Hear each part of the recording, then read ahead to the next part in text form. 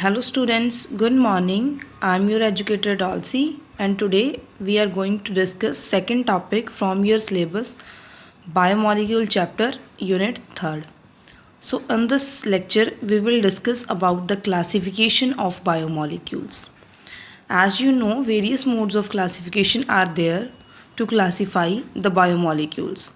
Today we are going to discuss only the major two. First one is based on constituents, means the units that form the biomolecules.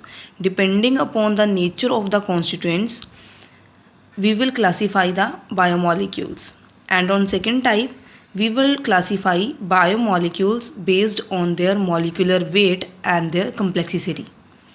Okay, so in first classification, we will classify biomolecules based on their constituents, means from the unit from which the biomolecules are formed.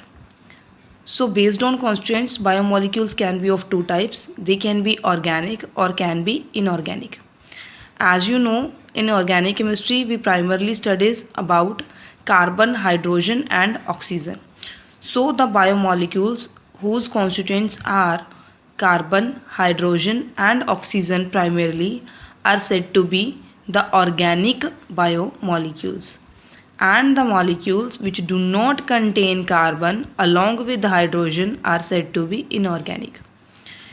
Usually both kind of biomolecules are present in our body, but the organic molecules formed your organelles and the various kind of membranes and cell walls of the cell, while the inorganic constituents primarily form the protoplasm, cytoplasm or nucleoplasm of the cell.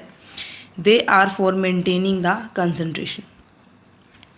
So organic constituents are also present in our diet and inorganic as well. Primarily organic constituents are carbohydrate, that are the sugar. They are said to be the carbohydrates as hydrates of carbon, means they have general formula as CnH2ON, means N molecules of carbon and N molecules of water. When they interact, they result in formation of carbohydrates. They are the sugars like glucose, like fructose, mannose, galactose, lactose, sucrose and many more, which we will discuss later. Second organic constituent or biomolecule is lipids. Lipids are also known as fats, which are formed by condensation of fatty acids and glycerol molecules. This reaction is said to be the esterification between the sugar alcohols and the fatty acid units. Depending upon the units present in fatty acids, the complexity and nature of the lipid change. They can be solid or can be liquid.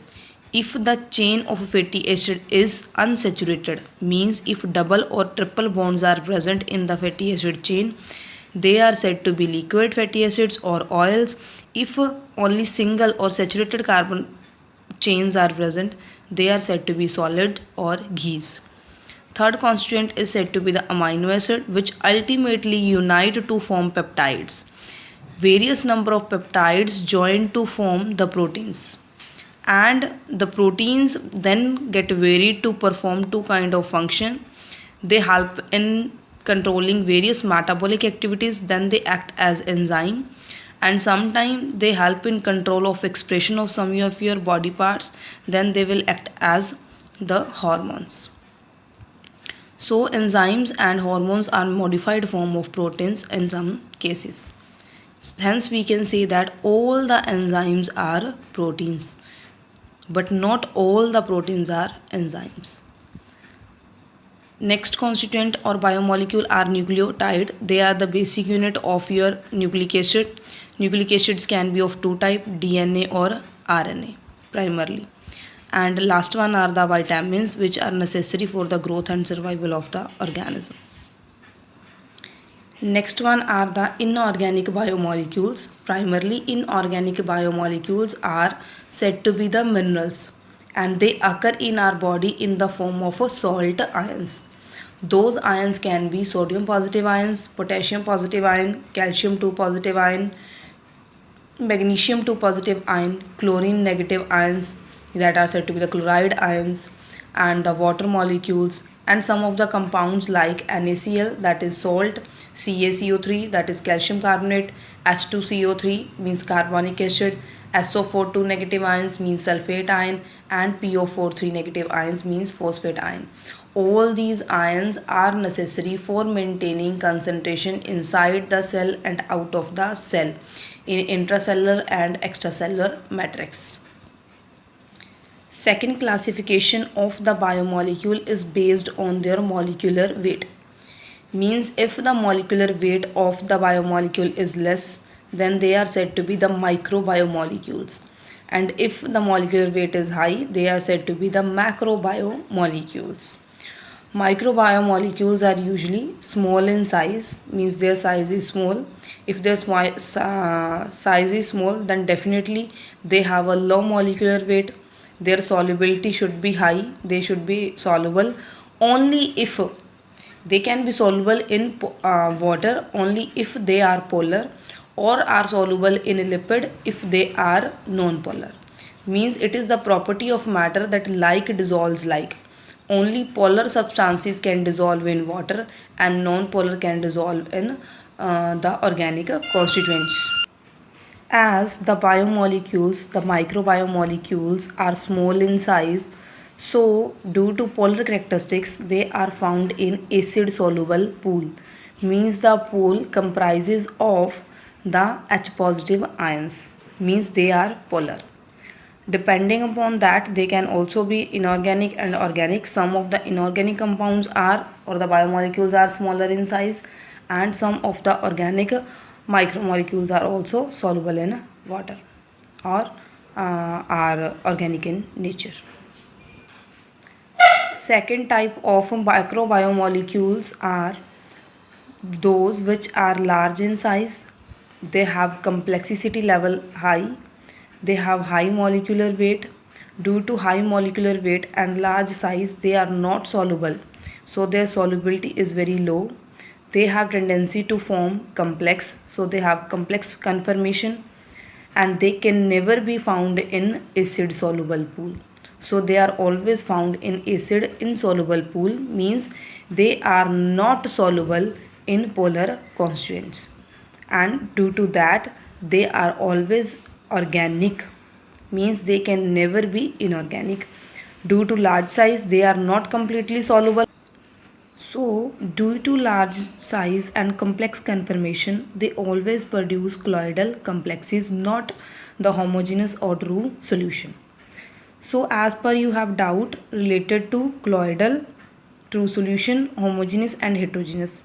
So if a solution or a particle has small size, so it will be soluble completely, or its particle are not visible to you in the solution form. That solution is said to be homogeneous or true solution. If the constituents of the solute, they are not completely dissolved or not completely soluble in the solvent, then the constituents will be visible to you in the solution form. Those kind of solutions are said to be colloidal complexes or the suspensions. Due to their variable concentration, they are said to be the heterogeneous colloids, not homogeneous. Okay, so the biomicromolecule examples are carbohydrates, lipids, proteins, and nucleic acid. Usually these complex macromolecules are known as polymers, which are formed by polymerization of a smaller unit known as monomers. So we can say that monomers change their self by polymerization and convert into polymers. Monomers are the subunits of macrobiomolecules which on condensation, means on uniting or polymerization, they form chains of variable length that are said to be the polymers. So this is all for today. From tomorrow we will discuss about carbohydrates as first biomolecule. So you have to memorize the structure of each and every kind of biomolecule. Thank you.